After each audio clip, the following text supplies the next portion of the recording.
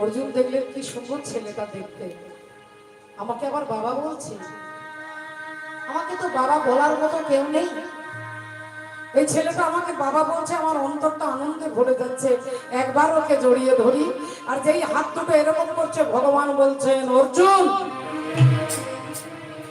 অশ্বমেধ যজ্ঞের ঘোড়াটা এই ধরেছে, তাহলে হিসেব অনুযায়ী ও তোমার শত্রু আর তুমি ওর শত্রু, আর তুমি তাকে আলিঙ্গন করানোর জন্য হাত দুটো বাড়াচ্ছ, ব্যাপারটা কি? অর্জুন বললেন এই ছেলে, এই যা যা, সরে যা। বজ্রবাহন বললেন বাবা, আমাকে তুমি আরো অপমান করো, আরো ছোট করো, কিন্তু একবার আমাকে জড়িয়ে ধরো বাবা, একবার একবার আমাকে পুত্র বলে বুকে জড়িয়ে ধরো, আমি তোমার জন্য প্রাণও দিতে পারি বাবা, আমাকে একবার জড়িয়ে ধরো।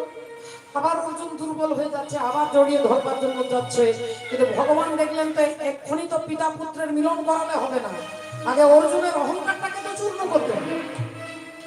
ভগবান বললেন অর্জুন তুমি ভুল করছো, আমার ভুল করছো, তুমি বারবার মায়ায় পড়ে যাচ্ছ, তোমার ভুল হচ্ছে অর্জুন, ও তোমার শত্রু। অর্জুন বললেন এই ছেলে, খবরদার বলছি, আমাকে বাবা বলবি না, যা যা বলছি সরে যা। বজ্রবাহন বললেন আপনি আমার বাবা, বাবাকে বাবা বলবো না তো কি বলবো?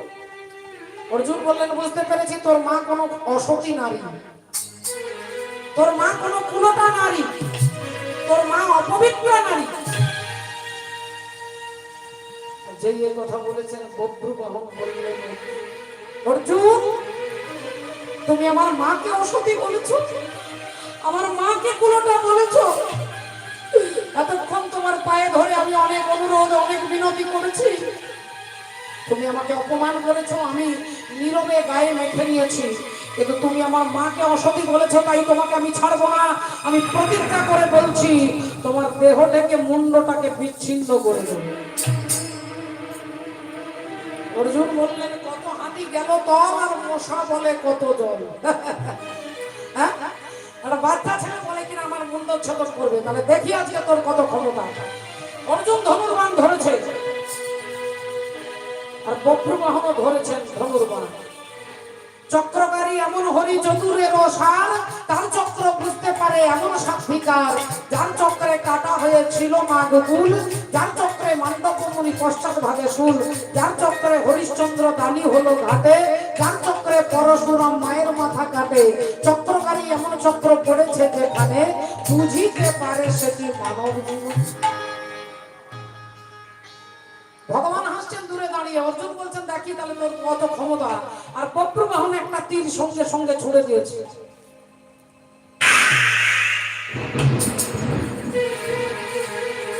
অর্জুন সঙ্গে সঙ্গে ওই তীরটাকে ভেঙে দু টুকরো করে দিয়েছে। এবার অর্জুন একটা তীর ছুড়ে দিয়েছে, বজ্রবাহন সেটাকে ভেঙে দু টুকরো করে দিয়েছে। যখন অর্জুন তীর মারছে তখন বজ্রবাহন ভেঙে দিচ্ছে, আর বজ্রবাহন যখন তীরটা মারছে তখন অর্জুন ভেঙে দিচ্ছে। কেউ কাউকে মারতে পারছে না, কেউ কাউকে হারাতে পারছে না। অর্জুন ভাবছে একটা বাচ্চা ছেলের সঙ্গে আমি পারছি না, আর বজ্রবাহন বলছে আমি প্রতিজ্ঞাটা রাখতে পারছি না। ঘন্টার পর ঘন্টা দুজনের যুদ্ধ চলছে। এমন সময় বজ্রবাহনের পেছনে তার কাঁধে এসে দাঁড়িয়েছে, কাঁধে হাত দিয়ে দাঁড়িয়েছেন কে? গঙ্গে গঙ্গে মা গঙ্গে, গঙ্গে গঙ্গে মা গঙ্গে, গঙ্গে গঙ্গে মা গঙ্গে, গঙ্গে গঙ্গে মা গঙ্গে, মা গঙ্গে গঙ্গে মা গঙ্গে, গঙ্গে গঙ্গে মা গঙ্গে, হে মা সুরেশ্বরী গঙ্গে,